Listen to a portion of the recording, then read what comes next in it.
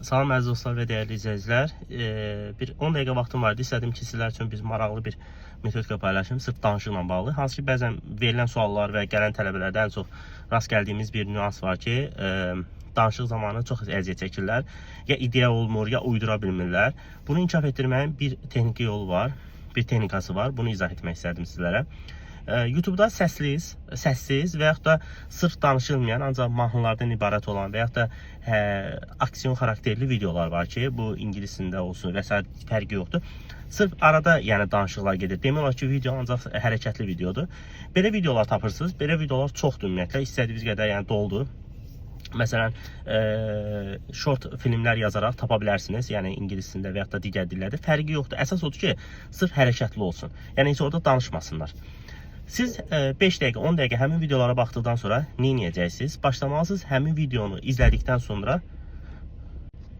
Siz həmin videonu izlədikdən sonra artıq bir növ beynimizdə müəyyən bir ideya yaranacaq. Bir var ki, səsli videonu təsvir edəsiniz.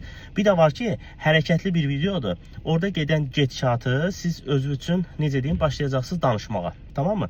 Deməli, videonun 10 dəqiqəsini və ya da 5 dəqiqəsi fərqi yoxdur.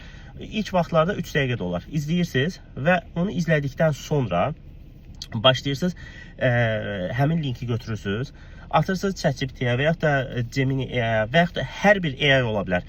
AI-yə ata bilərsiniz ki, sizə kömək eləsin. Yəni orada sizə ideya versin. Yaza bilərsiniz ki, məsələn, sırf bu video haqqında mənə qısa bir özət yaz, summary yaz falan filan, fərqi yoxdur.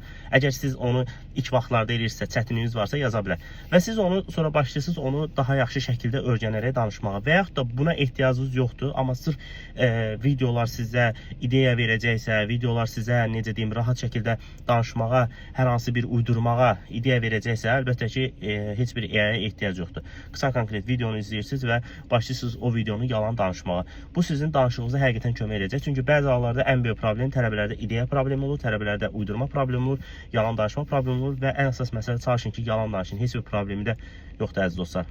Uğurlar.